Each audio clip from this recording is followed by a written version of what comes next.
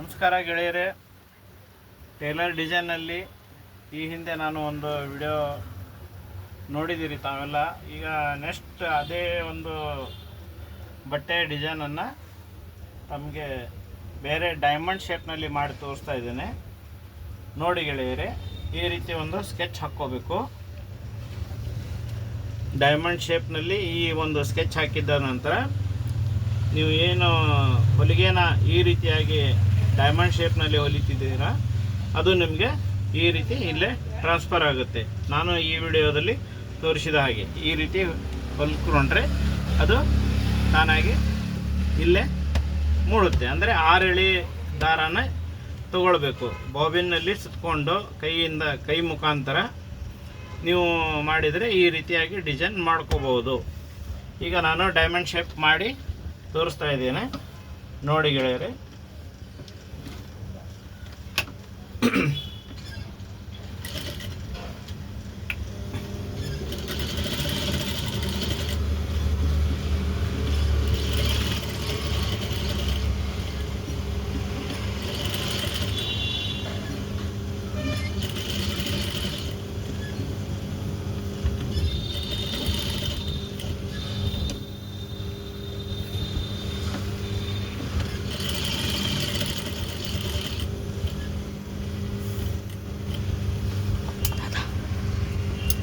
ಈಗ ನಾನು diamond shape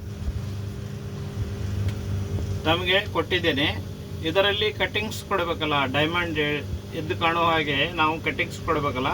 ಆ ಕಟ್ಟಿಂಗ್ಸನ್ನು ನಾನು ಮಾರ್ಕ್ ಮಾಡ್ಕೊಂಡಿದ್ದೀನಿ. ಅದೇ ಥರ ಈಗ ನಾನು ಅದಕ್ಕೆ ಸ್ಟಿಚ್ ಮಾಡ್ತಾ ಹೋಗುತ್ತೇನೆ.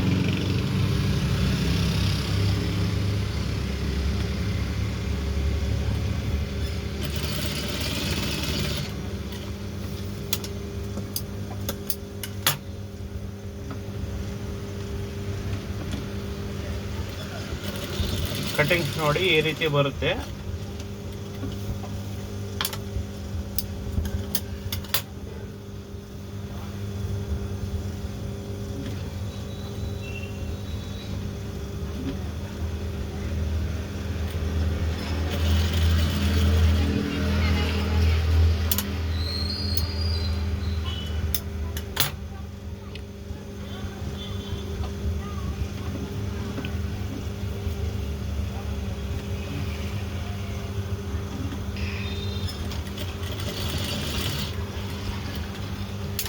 ಈ ರೀತಿ ನೀವು ಕಟ್ಟಿಂಗ್ಸನ್ನು ಕೊಟ್ಕೊಳ್ತಾ ಹೋಗ್ಬೋದು.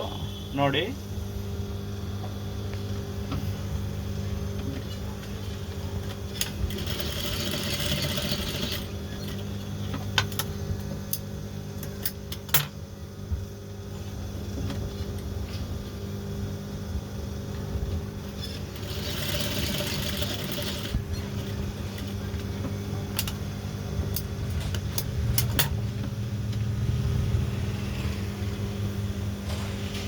ನೋಡಿ ಗೆಳೆಯರೇ, ಈ ರೀತಿಯಾಗಿ ಡೈಮಂಡ್ ಶೇಪ್ ನಮಗೆ ಈ ಕಡೆ ಮಾರ್ಕ್ ಮಾಡ್ಕೊಂಡಿದ್ದೀನಿ, ಈ ಕಡೆ ಟ್ರಾನ್ಸ್ಫರ್ ಆಗಿದೆ. 6 ಎಳೆ ದಾರದಿಂದ ನಾವು ಮಾಡಿದಿರುವಂಥ ಕಲೆ. ನೀವು ಈ ಕಾರ್ನರ್ಸನ್ನು ಕಟ್ ಮಾಡಿ ತೆಗೆದು ಬೇರೆ ಡಿಸೈನ್ ಮಾಡ್ಬೋದು ಒಂದು, ಇಲ್ಲಾದರೆ ಆ ದಾರಗಳನ್ನು ಹಿಂದಕ್ಕೆ ಎಳ್ಕೋಬಹುದು.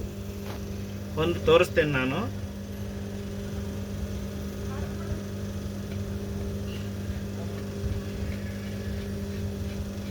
ಈ ರೀತಿ ನೀವು ಹಿಂದ್ಗಡೆ ಕಟ್ ಮಾಡಿರುವಂಥ ದಾರದಿಂದ ತೆಗೆದು ಆ ದಾರವನ್ನು ಈ ಮುಖಾಂತರ ಗಂಟು ಹಾಕಿಕೊಂಡು ಪ್ರತಿಯೊಂದನ್ನು ಕಟ್ ಮಾಡಿ ಈ ರೀತಿ ಕಾಣಲಾರದ ಹಾಗೆ ಮಾಡ್ಕೋಬಹುದು. ಪ್ರತಿಯೊಂದು ದಾರವು ಹಿಂದ್ಗಡೆಯಿಂದ ಎಳೆದರೆ ಒಳಗಡೆ ಹೋಗುತ್ತೆ. ನಾನು ನಿಮಗೆ ಒಂದು ಮಾಡಿ ತೋರಿಸಿದ್ದೀನಿ. ಈ ರೀತಿ ಹಿಂದ್ಗಡೆ ಬರುತ್ತೆ ನೋಡಿ.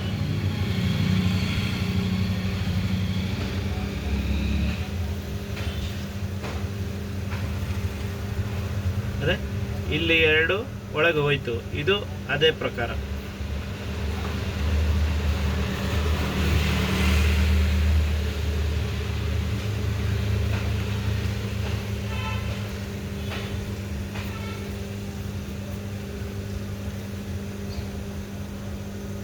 ಹೀಗೆ ನೀವು ನಿಮ್ಮ ಡಿಸೈನ್ ಮಾಡ್ಕೊಳ್ಬೋದು.